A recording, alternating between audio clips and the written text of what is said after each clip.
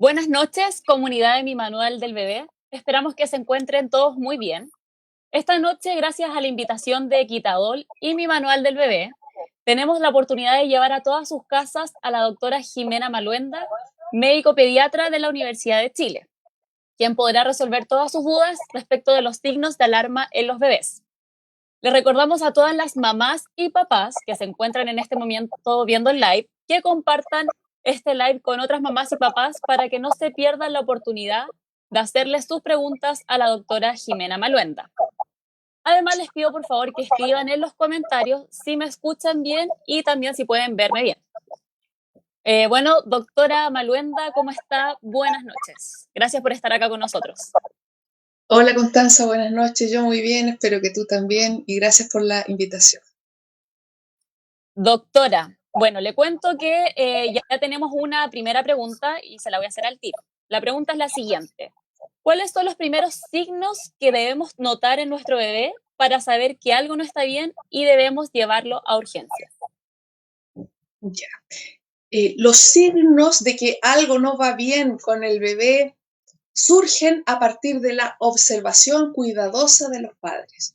Los padres comienzan a conocer al bebé desde los primeros instantes de que ha nacido, en el apego y en los primeros días. Entonces los padres saben cómo es su bebé, por lo tanto perciben cuando cambia. Entonces los cambios en su ritmo de sueño, de dormirse y de despertar, su ritmo de alimentación en cuanto a la cantidad y frecuencia de alimentación que recibe, su ritmo para eliminar deposiciones, o sea, para hacer caca. Cualquiera de esas características del niño que cambie significa que algo está pasando con el bebé.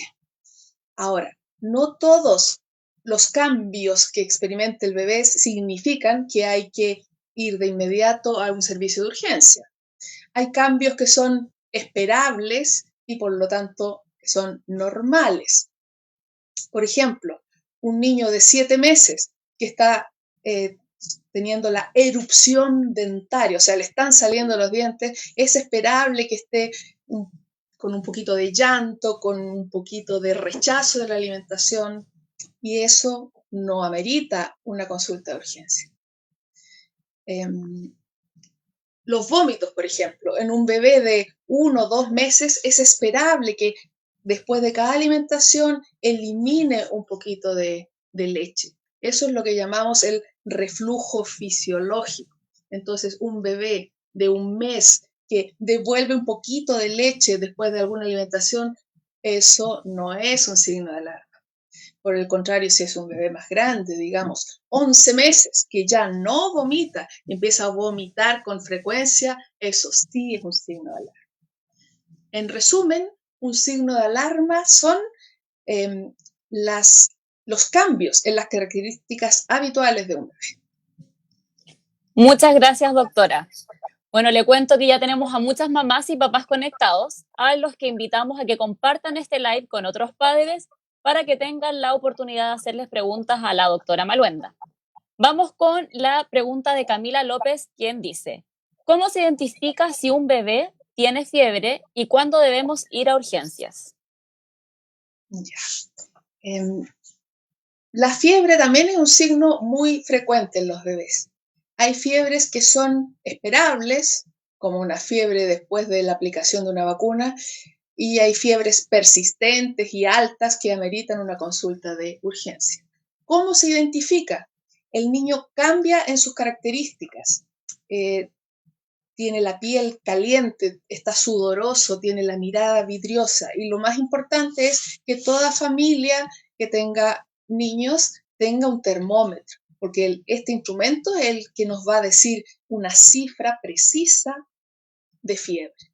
Porque hay fiebres bajas que no requieren consulta de urgencia. Por ejemplo, una fiebre de 38,2 en un niño de 3 años sano, que no tiene enfermedades, que no requiere usar medicamentos con frecuencia. Esa es una fiebre que puede esperar a que la familia observe si surgen otros síntomas antes de llevarlo a urgencia. En cambio, una fiebre, aunque sea 38 en un bebé de 5 días, es una urgencia que amerita consulta inmediata a un servicio de urgencia, porque los recién nacidos no tienen el desarrollo suficiente del sistema inmune para hacer frente a los virus y bacterias del ambiente. Por lo tanto, si tienen fiebre, tenemos que hacer una serie de evaluaciones, partiendo por la historia clínica, luego el examen físico y exámenes de laboratorio que nos digan qué está pasando en este bebé de 5 días que tiene fiebre. Entonces, para responder a Camila, ¿cuándo ir a urgencia? Depende de la edad del niño, la magnitud de la fiebre, que ya medimos con un termómetro, y la duración de la fiebre. O sea, una fiebre baja de 2 horas en un niño de 3 años sano, no es necesario llevar a urgencia. Una fiebre, aunque sea baja en un bebé de pocos días, sí es necesario llevar a urgencia. Y en los puntos medios, si tiene 10 meses y tiene una fiebre de 38,5, pero que los padres le dan una dosis de medicamento para bajar la fiebre, esta fiebre responde y el niño está como siempre, come normal, no vomita, recibe alimento, duerme normal, ese niño también podríamos esperar un poco antes de llevarlo a urgencia. Y hago esta distinción porque sabemos que en la actualidad y en realidad siempre en las salas de espera de urgencia circulan virus. Entonces las familias tienen que decidir cuándo lo llevan a urgencia porque ya es algo que no pasó con las medidas que se establecen en casa y cuándo mejor se quedan en la casa, lo observan y se dan unas horas de observación. Muchas gracias, doctora. Muy clara su respuesta, perdón. Le cuento que hay muchas mamás y papás haciendo preguntas y la siguiente pregunta es de Loren Rincón, quien pregunta, ¿cómo evitar la muerte súbita de un recién nacido? Mm. Esa pregunta es bien delicada porque, claro, para toda familia un hecho así es un duelo mayúsculo.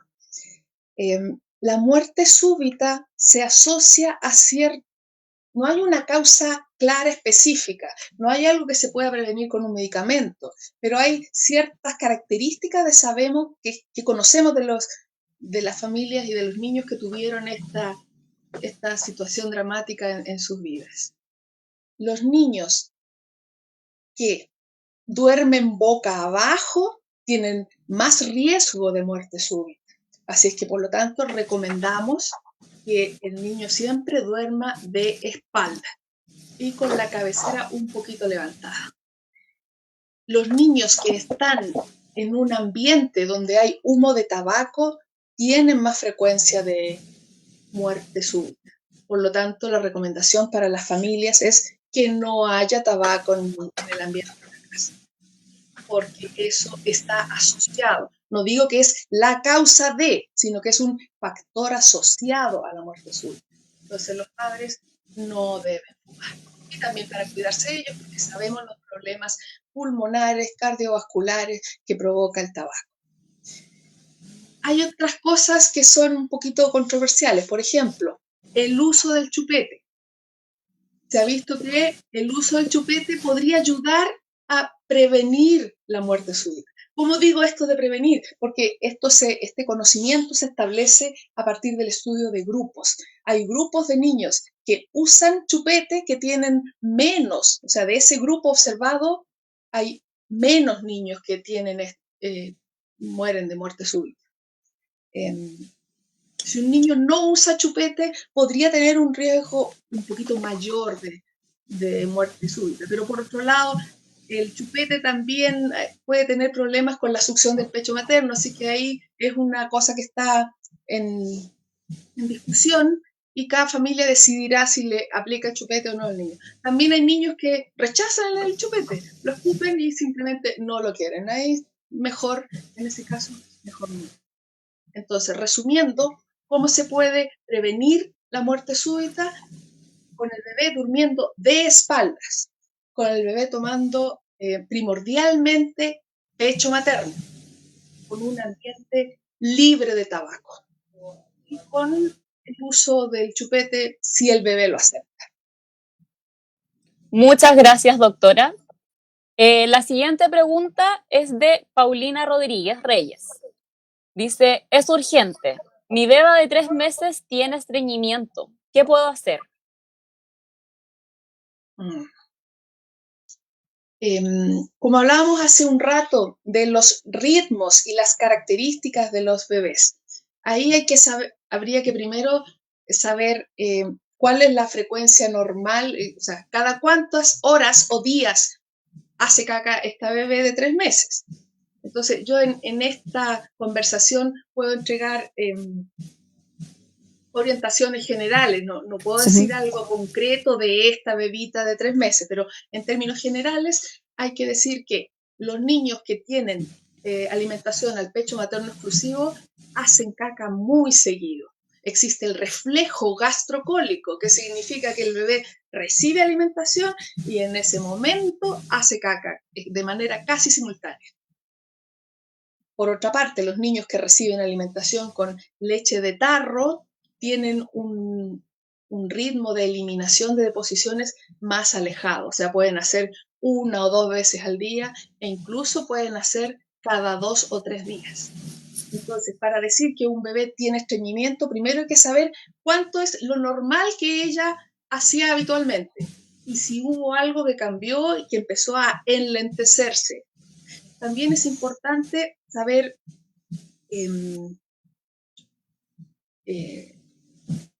las características de la deposición, si la bebita tiene dolor al momento de defecar.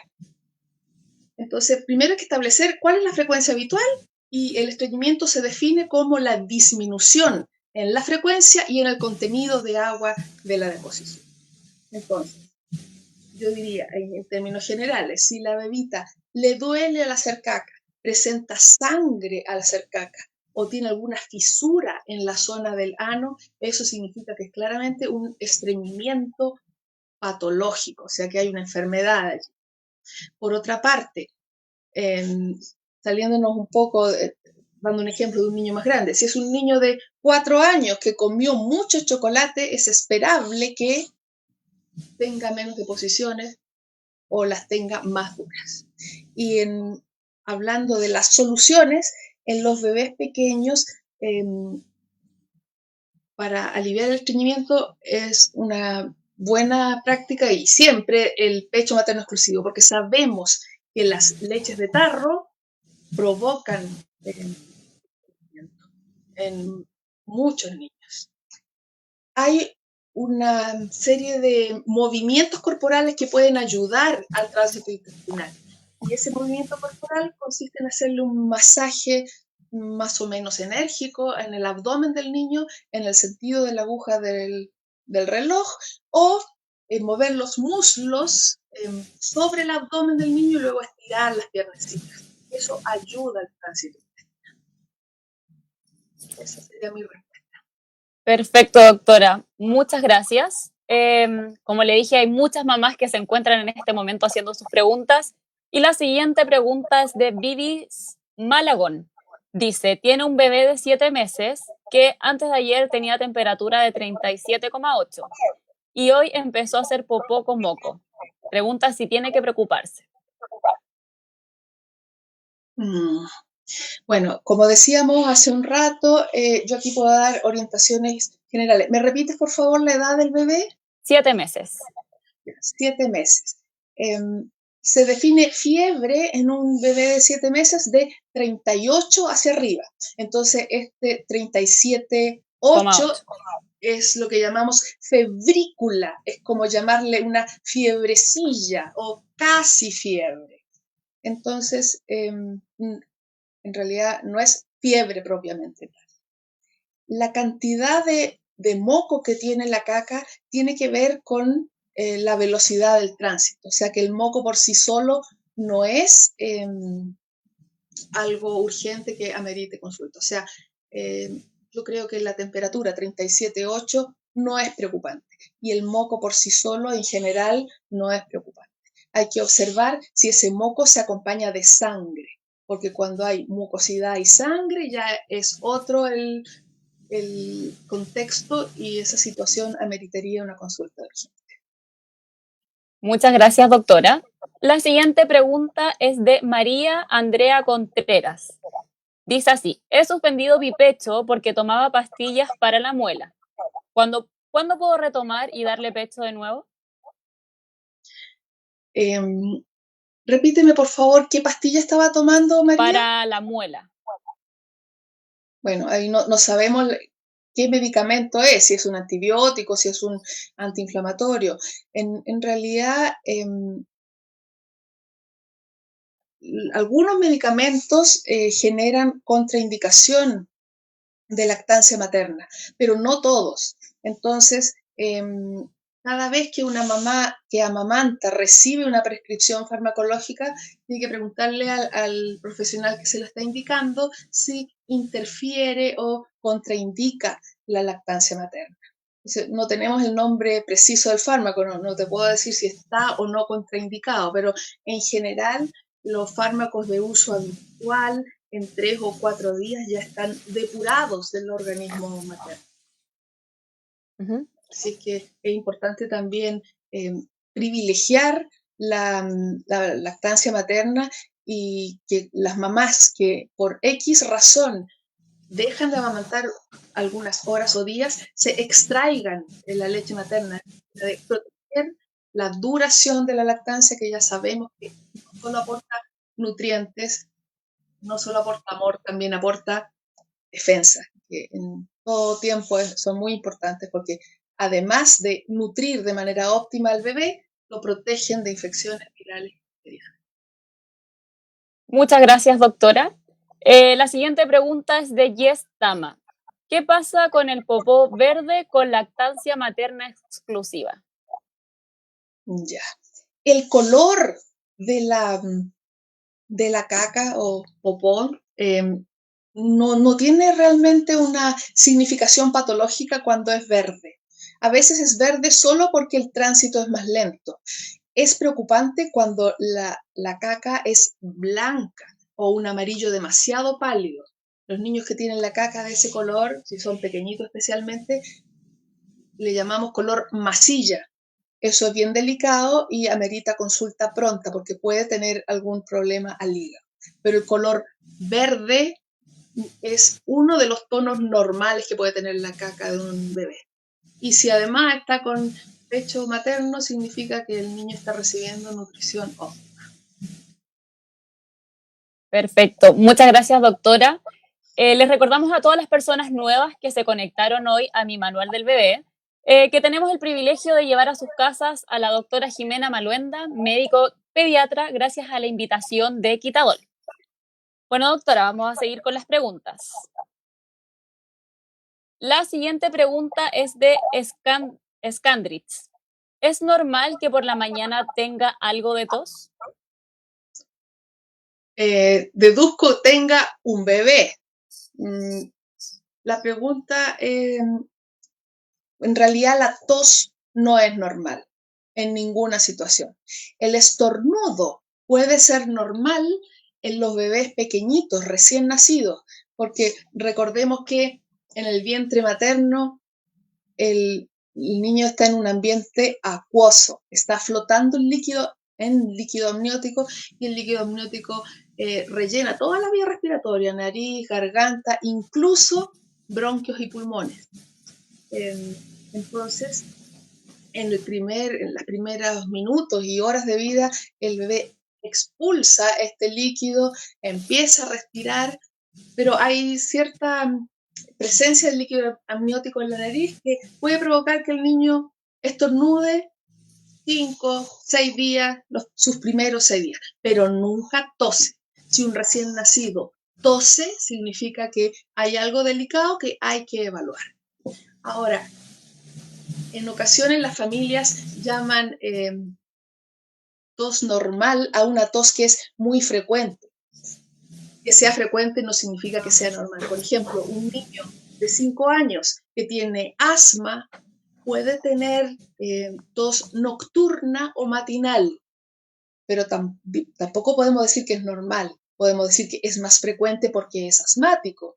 Y también podríamos decir que hay que revisar el tratamiento que está recibiendo para ver si necesita algún ajuste de dosis o de fármaco. Muchas gracias, doctora. La siguiente pregunta es de Yuit1304. Dice, si mi bebé de 50 días no ha hecho popó en 4 días, ¿es necesario ir a urgencias? Aquí tendríamos que preguntarle a esta mamá qué tan seguido hacía antes. Aquí voy a dar énfasis a una respuesta anterior. Hay que establecer cuál es la frecuencia normal para este bebé, porque cada niño tiene su ritmo de evacuaciones distinto. Hay niños que hacen popó 2 veces al día, otros que hacen una vez al día y otros que hacen cada 2 días.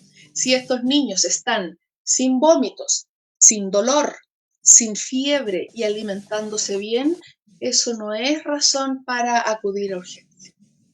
Ahora, por el contrario, si ya van 3 días, pero le duele, no quiere alimentarse o vomita, en ese caso habría que ir a urgencia. Cuando los niños ya son más grandes, digamos 6, 7 meses, que ya están recibiendo alimentación complementaria, no láctea, la frecuencia de las deposiciones tiene mucho que ver con el alimento que hayan recibido. Hay alimentos que habitualmente enlentecen el tránsito, o sea, los niños hacen cada más días. Y en este rubro cae arroz, papas, queso. Y en los niños más grandes, chocolate. Y hay otros alimentos que aceleran el tránsito, sin ser diarrea. Por ejemplo, alimentos con mucha fibra. El kiwi, la ciruela, acelera el tránsito. Si un niño come postre de kiwi frecuente, puede hacer deposiciones muchas veces. Y eso también se puede transformar en una herramienta de terapia. A un niño que le cuesta hacer o tiene tránsito lento y le molesta y tiene la edad suficiente para ello, lo primero que hay que hacer es aumentar la fibra en su alimentación. Muchas gracias, doctora. La siguiente pregunta es de Itzel Meneses. Dice, mi bebé tiene 3 meses y ya le está saliendo su diente. ¿Es necesario que la lleve al pediatra?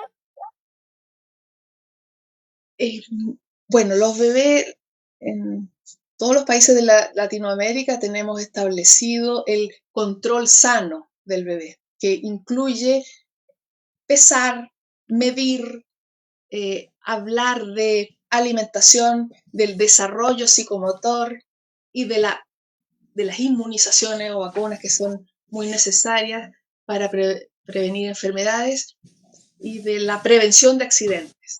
Entonces, a esta mamá yo le diría, por esa razón de que tiene su dientecito asomado a una edad muy precoz, no es para ir a urgencia, no es para pedir hora para que lo examinen esta misma semana, pero sí es algo que hay que evaluar con su pediatra en el control sano porque está un poquito adelantado para la edad habitual. Ahora, que esté adelantado tampoco significa que sea una enfermedad.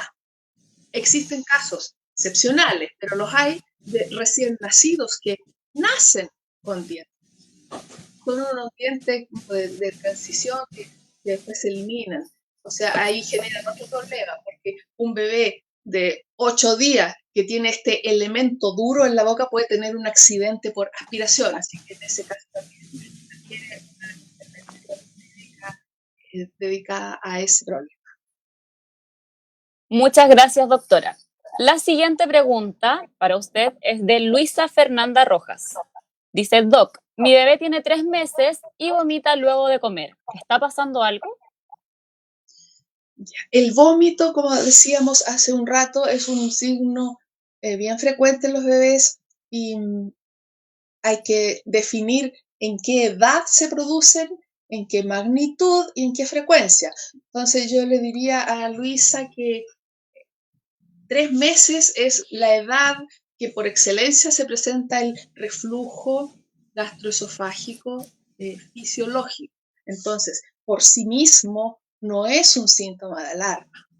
Ahora también hay que tener en cuenta cómo va el desarrollo de su bebé, cómo va el peso, porque si el vómito es poco y el bebé está con peso normal, yo al examinarlo puedo concluir esto es un reflujo normal o fisiológico que no requiere ninguna intervención.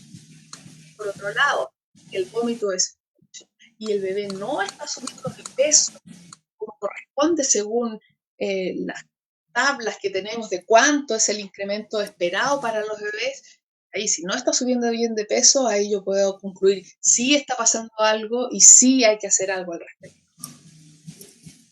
Perfecto, muchas gracias, doctora.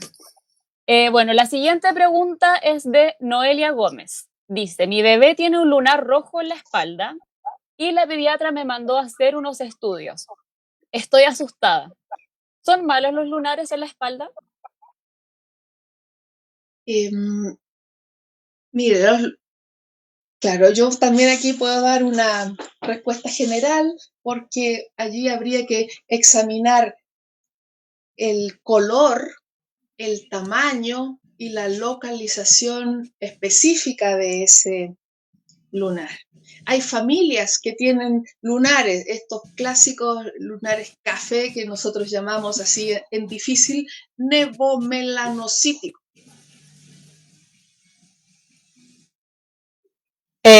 Tuvimos un problema de conexión, la doctora está intentando volver a conectarse.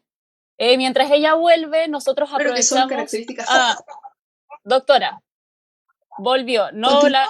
Sí, se había cortado tu señal, pero ahora puedes volver. Ya, continuando. Lunar rojo pudiera ser una malformación capilar o un hemangioma. Ahora, los hemangiomas también tienen que ver con el tamaño y la localización, si son o no candidatos a recibir un tratamiento continuo. Ahora, lo más delicado es cuando hay un hemangioma o mancha roja situado en la línea media. Y los estudios que solicitamos tienen por objetivo determinar si es una mancha superficial que afecta solo la piel o pudiera tener un problema a nivel de vértebras o a nivel de médula. Entonces, por eso la ubicación espalda, si es línea media, es una señal de alarma que hay que hacer el correspondiente. Perfecto, muchas gracias, doctora. La siguiente pregunta es de Polik Hamark, quien dice, mi bebé hace sonidos raros como de asfixia desde que nació. Los médicos a donde los he llevado no me han dicho nada concreto. A veces es como un silbido, pero no se pone morado ni se desespera. ¿Qué será? El, los bebés emiten sonidos al respirar. Al principio dijimos que los niños recién nacidos que tienen un poquito de líquido amniótico en las fosas nasales pueden tener estornudos. Los niños también tienen la vía respiratoria alta o superior bastante estrecha, así que el sonido, el aire puede hacer un cierto sonido al desplazarse a través de la vía respiratoria. Y esto va pasando por el tiempo. También existe una condición que llamamos laringomalacia. Yo lo digo así despacito, pero no es que quiera hablar en difícil, sino difundir el conocimiento. Laringomalacia significa que las cuerdas vocales del niño tienen en su constitución, es un tejido demasiado laxo. Y es tan laxo que se puede colapsar y eso puede provocar un sonido. Ahora, eso depende de si el niño fue prematuro o no, de cuánto está pesando y cómo se alimenta, si requiere algún examen específico o no lo requiere. En general, la laringomalacia, pese a que suena feo la palabra y suena preocupante escucharlo, también suele revertir por sí sola con el. Perfecto, muchas gracias, doctora. La siguiente pregunta es de Carita Vares. Dice, doctora, mi bebé tiene 2 meses y medio y vomita cada vez que come y se pone muy lloroncito. Este bebé es parecido al bebé anterior que tenía 3 y que también vomitaba. yo le diría a la mamá que es muy importante hacer el control sano de cada bebé y medir peso, talla y observar desarrollo, porque, como decía hace un rato, un síntoma por sí solo no configura un diagnóstico. Y en los bebés hasta los 4 meses es bien frecuente el reflujo fisiológico. O sea y esto es porque el esfínter esofágico es como una pequeña puertita o válvula que está entre el estómago y el esófago, no está bien maduro, no está funcionando de manera óptima. Entonces deja pasar contenido del estómago hacia el esófago y después se elimina hacia afuera. Así que es muy frecuente. Y si el niño tiene un buen desarrollo, un peso normal, no tiene tos, es muy probable que corresponda una intervención farmacológica. Ahora, todas estas orientaciones generales que estoy exponiendo son eso, orientaciones generales. Cada familia tendrá que ver al médico, al sistema de salud que le corresponda para ver si en su hijo en concreto tiene el peso normal, tiene el desarrollo normal y esta conclusión que te estoy dando corresponde, se aplica a él o no se aplica y hay que hacer algo más. Muchas gracias, doctora. Bueno, la siguiente pregunta es de Ain, que pregunta. Recientemente me pasó que dándole pecho a mi bebé se puso como a temblar y mientras se quedaba dormido. Bueno, dice que ella pensó lo peor porque parecía una convulsión. Su pediatra le dijo que no era nada, pero no le explicó qué podía ser. Las convulsiones en los bebés pequeños son difíciles de identificar. A veces son muy sutiles y pueden consistir en cosas bien leves, como un parpadeo, como que se queda pegada la mirada y parpadea mucho, o un movimiento involuntario persistente de un bracito o de una pierna. Ahora, si tirita solo el mentón, eso puede tener relación solo con el reflejo de succión-deglución. Entonces, también es importante considerar los antecedentes, porque hay familias que tienen epilepsia como antecedente familiar.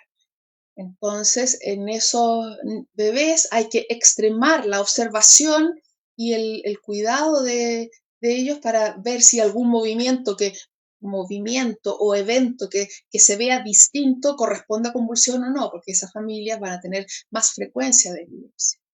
También los niños que fetal y por lo tanto episodios de Perdimos un poco la conexión de la doctora, vamos a ver si vuelve a retomar. Por mientras les recuerdo a los papás y mamás. asfixia. Volvió, doctora. Un segundo, que se había ido. Estamos retomando el video. Ahora Ya, sí. Un retomo. segundo. Ahí está. La asfixia en los recién nacidos se maneja rápidamente, se aplica estímulo, oxígeno, ventilación y la gran mayoría de los niños quedan sin ningún problema. El Apgar bajo puede asociarse a problemas neurológicos a futuro. Entonces, por eso yo diría que si es un movimiento extraño, lo mejor que podría hacer esta mamá es la próxima vez que le ocurra, grabarlo de manera de no solo describirle a su médico que le ocurrió al niño, sino mostrarle la imagen. Las imágenes muchas veces valen más que 1000 palabras. Gracias, doctora. La siguiente pregunta es de Daisy. Me dicen que cuando el bebé hace como que come chicle, dicen que es un reflujo. ¿Es verdad? ¿Y qué se podría hacer? Porque mi bebé de 2 meses es así y vomita después de que come y cuando le saco los gases también. Puede ser reflujo, pero como vamos a enfatizar, el reflujo hasta los 4 meses es una condición normal de los bebés, que ocurre porque el esfínter esofágico inferior es inmaduro y no cumple a cabalidad su rol de impedir que la leche se devuelva desde el estómago hacia el esófago. Ahora, esto que tenga movimientos mandibulares, como si masticara algo, es algo que no tiene una significación de enfermedad por sí mismo.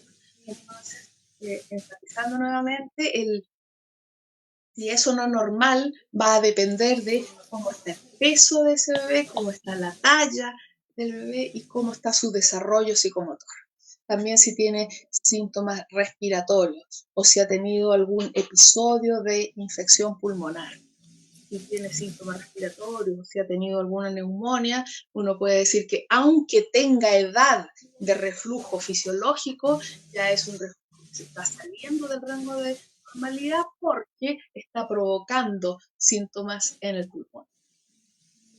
Perfecto, muchas gracias, doctora. Estefan pregunta, mi bebé tiene 1 mes. Cuando nació me dijeron que tenía microcefalia. Hasta el día de hoy no lo han vuelto a ver. Estoy preocupada por ese tema. ¿Qué debo hacer?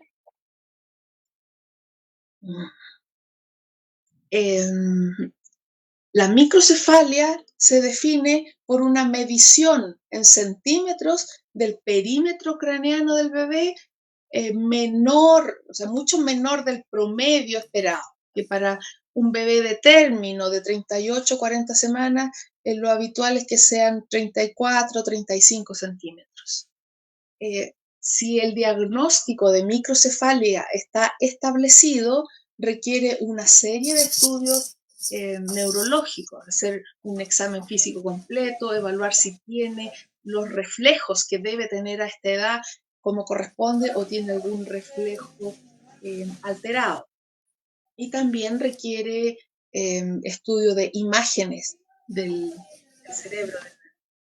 Las imágenes en la edad pediátrica, si un bebé pequeñito de 1 o 2 meses, la imagen más accesible y menos invasiva es la ecotomografía cerebral, que se hace a través de la fontanela o mollera, como se dice en Chile, que es una plantita que corresponde a un área en que no está el hueso formado. Es el área donde, es como decir, la esquina de una calle con otra, la esquina del hueso de un ala del hueso parietal con la otra ala del hueso parietal. Entonces, esto no tiene hueso y permite que un transductor, el ecógrafo, permita elaborar una imagen y decirnos cómo está ese cerebro interiormente. Nos interesa saber cómo está la cantidad de líquido, cómo está la conformación de los ventrículos cerebrales y cómo está a grandes rasgos la estructura de la corteza cerebral. Ahora, este papá dice, todavía no lo han visto, entonces habría que insistir en el sistema de salud que le corresponda, ya sea que lo vea un médico general, un pediatra o un neurólogo, así en orden de complejidad, para que se le haga el estudio correspondiente y se haga el diagnóstico de cuál es la condición que está generando la microcefalia. También hay que decir que a veces los niños cuando nacen tienen lo que llamamos cabalgamiento óseo. ¿Qué significa esto? Voy a mostrar aquí con mis manos. Un hueso se pone por encima del otro. Eso significa que la cabecita se hace más pequeña. Y eso es un mecanismo adaptativo para el paso a través del canal del parto. Y este cabalgamiento óseo con las semanas se desencaja. Por lo tanto, la cabecita tiene un perímetro craneano apropiado. Entonces, yo acabo de explicar lo de la ecotomografía, pero lo primero que hay que hacer es examinar de nuevo al niño para ver si la medición sigue siendo por debajo de los promedios o ya está en una medición normal. Perfecto. Gracias, doctora. Bueno, aprovecho de recordarle a todos los papás y mamás que se están sumando al live que hoy contamos con la doctora Jimena Maluenda, médico pediatra, gracias a la invitación de Quitadol. Y los invitamos también a ustedes a compartir este live con otras mamás y otros papás que se encuentren interesados en hacer sus preguntas a la doctora Jimena. Bueno, vamos a esperar que la doctora retome la conectividad. Doctora, ¿está ahí? Ahí Estoy está. aquí, Sí, la veo. Ya la vemos. entonces no me meto por el compu, ya, No, no es necesario. Ya, ya. vamos a hacer la siguiente pregunta. La siguiente pregunta es de Rosy. Dice, tengo un bebé de 1 mes y a veces demora en orinar. Y cuando lo hace, siento que le cuesta, siempre llora y luego orina. Pero eso sí, cuando orina, lo hace en ambulancia. ¿Es necesario hacer algún examen? Yo No creo, entendí eso de que yo era una ambulancia. puede ¿De ser qué? la pelela, quizás en otros países la pelela se llama ambulancia. Ya, ¿y qué edad tiene este bebé? 1 mes. Ah, no, en pañales. Ah, em, ¿Le los quiere que le bebés vuelva a de... repetir la pregunta? Por favor, sí. Tengo un bebé de 1 mes y a veces demora en orinar. Y cuando lo hace, siento que le cuesta, ya que siempre llora. Y luego de que y siempre llora después de que orina. Pero eso es cuando orina en ambulancia, que supongo que son los pañales. Ah, ya. Los bebés de 1 mes no tienen desarrollado el mecanismo neurológico de control de la emisión de orina, que se llama micción. No tienen desarrollado el control de la micción. Entonces, para saber si es una orina normal, nosotros nos fijamos en cuántos pañales moja en un día. Lo habitual es que un niño bebé sano moje entre 5 y 8 pañales al día. El llanto puede tener muchas causas. Entonces, esto de que la mamá asocie eliminación de orina con llanto puede ser una señal, pero también hay que ver si en esos mismos momentos que el niño está orinando hay otro factor que le pueda provocar llanto. Y aquí también voy a enfatizar que hay que ver cómo está el desarrollo de este niño, cómo está su peso y su talla y también los antecedentes familiares. Hay familias que tienen enfermedades al riñón. Las enfermedades al riñón se pueden manifestar desde que el bebé es muy pequeño. Hay familias que tienen predisposición a las infecciones urinarias. Entonces, es importante hacer todas esas consideraciones para ver si esto que la mamá observa es normal o no lo es. Ahora también en la era actual, el control obstétrico realiza varias ecotomografías a las mamás que están gestando. Y esas ecotomografías, aparte de identificar si el niño va creciendo bien o no, si tiene, de qué sexo es, si tiene alguna malformación, puede identificar si hay algún problema en el riñón o en el urétero, lo que llamamos sistema excretor. Hay niños que tienen problemas en el uréter y eso puede determinar que tengan infecciones urinarias frecuentes o que tengan orina con sangre y en muchas ocasiones eso se logra identificar ya desde que la mamá tiene 30 semanas de gestación. Entonces, en esos niños hay que hacer un seguimiento de examen médico y de imágenes del riñón para ver cómo va el problema en los uréteros. Ahora, con esto no estoy diciendo que este bebé en particular tenga eso, sino que estoy hablando en general de qué condiciones pueden ocurrir que pueden provocar problemas en la orina. Perfecto, doctora. Muchas gracias. La siguiente pregunta es de Dianita Martínez. Buenas noches, doctora. Mi hija cumplió 9 meses y por orden del pediatra le empecé a dar naranja y le ha salido un brote como alergia en la barriga. ¿Es muy grave? ¿Qué puedo hacer? Ahí tenemos que considerar la relación de causa y efecto.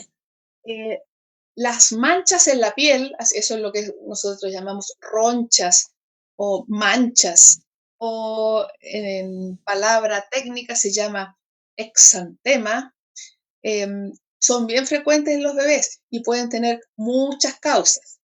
Ahora, es poco probable que un niño que está recibiendo por primera vez un alimento desarrolle un brote en la piel en relación a ese medicamento.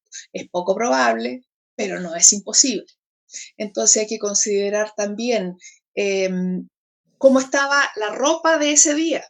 Si tal vez estaba usando alguna ropa nueva, alguna ropa con una etiqueta en esa zona, o cambio de detergente, o está usando jabón o perfume, si este brote vino con fiebre o vino sin fiebre, entonces le podría responder en específico si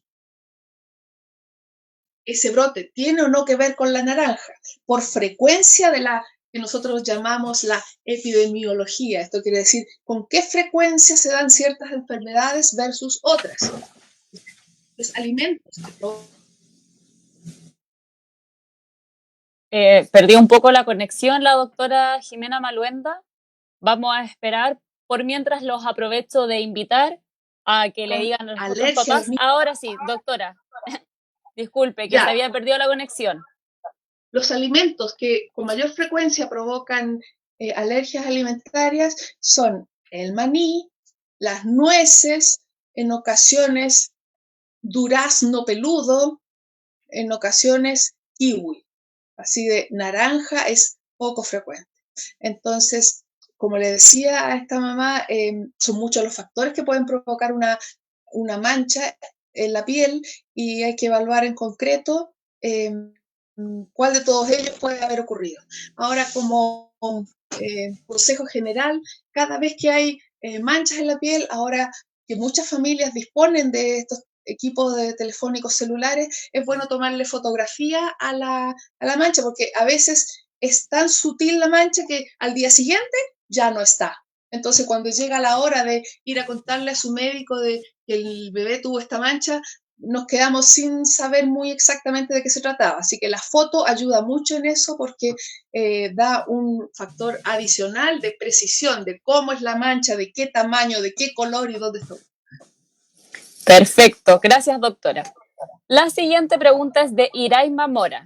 Dice, hola, mi bebé va a cumplir 2 meses, sufrió de acné neonatal, pero ya se le quitó. Ahora le están saliendo unas manchitas blancas en los cachetitos. Y me preocupa en vista de la pandemia. No hay muchos pediatras trabajando. Mm. Bueno, podemos decirle a esta mamá que el virus de la pandemia, el COVID, afecta menos a los niños y los afecta en menor gravedad. Entonces ya ese es un factor de tranquilidad para que no entremos en el pánico de pensar que cualquier síntoma de los bebés significa que pueden tener el COVID. Entonces, volviendo a la pregunta, el acné neonatal tiene una resolución pronta, en cosa de semanas se va.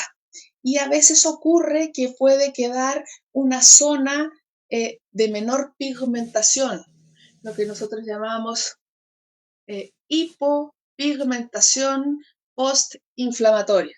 ¿Qué significa hipo? Cada vez que usamos el prefijo hipo significa que es poco o menos. Si decimos hipotiroidismo, significa que la tiroides está funcionando menos. Este es solo un ejemplo, no tiene nada que ver con la piel. Lo digo para decir que hipopigmentación postinflamatoria significa que es una zona de la piel que tiene menos pigmento a consecuencia de una inflamación previa. Así que una manchita blanca en la piel de un bebé que ha tenido un proceso cutáneo previo no es preocupante. Ahora, importante hacer, incluso en tiempos de pandemia, aplicar las vacunas y hacer el control sano, tal vez con menos frecuencia, pero sí para ver cómo va el peso. Y bueno, a un bebé de 2 meses le toca vacuna. Así que ahí puede aprovechar de mostrar la manchita y ver si necesita algo más. Pero así en términos generales yo diría que no es preocupante y no tendría relación con esta pandemia. Muchas gracias, doctora. La siguiente pregunta es de Ana Ramos. Dice, mi bebé de 1 mes toma solo leche materna, pero a veces se pone muy rojito. Hace mucha fuerza y pienso que son cólicos. ¿Cómo podría aliviarlo? Mm, ya. Bueno, muy importante que, en primer lugar, trate de mantener la lactancia materna el mayor tiempo posible. Em, Esto que se pone rojo, habría que preguntar también en qué situación, en qué momento le ocurre, porque la piel de los bebés es delgadita, es muy delgadita. Esto significa que los vasos sanguíneos que van por debajo de la piel, en muchas ocasiones se pueden hacer más notorios o más visibles. Eso hace que el color rojo de la piel de los niños es bastante frecuente de observar. Por ejemplo, si un bebé se pone a llorar, como hace este mecanismo de hacer fuerza, su piel facial se pone roja, pero rápidamente deja de llorar, pasó el color rojo. Eso significa que es algo dinámico que tiene que ver con la circulación. Entonces, si esta mamá está percibiendo que le cuesta defecar, le cuesta hacer caca, habría que considerar esto que comentamos hace un rato, del masaje abdominal, haciendo una presión mediana en el abdomen del niño de manera circular, hacia la derecha, porque así se dispone el colon transverso y descendente. Entonces, si partimos del ombligo, tiene que bajar por el lado izquierdo hacia el centro. Y lo otro es de los muslos, estirar las piernas y llevarla al abdomen. Esto es una especie, entre comillas, de abdominal que hace que junto con el movimiento de los muslos se provoque movimiento de los músculos de la pared abdominal y eso le ayude al niño a eliminar su deposición. También hay algunos productos que le podrían ayudar como un supositorio, pero de un medicamento en específico. Doctora, perdimos nuevamente la conexión. Vamos a ver si logra a retomar, considerando que ya se está acabando el tiempo. Ahí, doctora, ahí Sí, creo sí, que recuperamos. Perfecto. Ahora ya. sí, Como quedamos en el decía, tema del supositorio. hay algunos supositorios, pero estos tienen que prescribirse para el caso específico, habiendo examinado al niño para verificar que si es un problema menor que necesita solo eso o es un problema mayor que necesita algún examen o algún otro medicamento. Perfecto. Muchas gracias, doctora. Bueno, como sabes, ya se está acabando el tiempo, lamentablemente. Quería saber si usted podía resumir los principales signos de alarmas en bebés como para hacer una conclusión para todas las personas que nos vieron esta noche. Ya. Los signos de alarma en los bebés son los cambios en su estar cotidiano y habitual. Estos cambios pueden ser de apetito, de, de posiciones, de sueño y despertar, de temperatura corporal. Importante recalcar que la temperatura debe ser medida con un termómetro y que toda familia con niños debería tener termómetros. Las consultas precoces por fiebre tienen que ser de inmediato, mientras más pequeño es el niño, si es un recién nacido, y la fiebre nos da tiempo para observar, mientras más grande es el niño y más, quería decir, más grande es el niño y si es de menor cuantía. Ahora, toda fiebre que pase de 3 días, incluso en niños grandes, necesita una evaluación médica, porque hay fiebres que se pasan solas, no necesitan ningún medicamento, y hay otras que pueden significar una enfermedad mayor que sí necesitan una prescripción. Y otro signo de alarma que es bien impactante para los papás es el color morado de la piel, porque eso significa que hay una dificultad respiratoria, que el niño está respirando con signos, sí necesita una evaluación de urgencia pronta. Perfecto. Muchísimas gracias, doctora, por responder todas nuestras preguntas esta noche. Muchas gracias también a todas las personas que estuvieron y nos acompañaron esta noche en el live. Y por último, despedir también y darle las gracias por esta invitación a Quitadol y a mi manual del bebé. Que tengan todos una muy buena noche. Gracias. Hasta luego.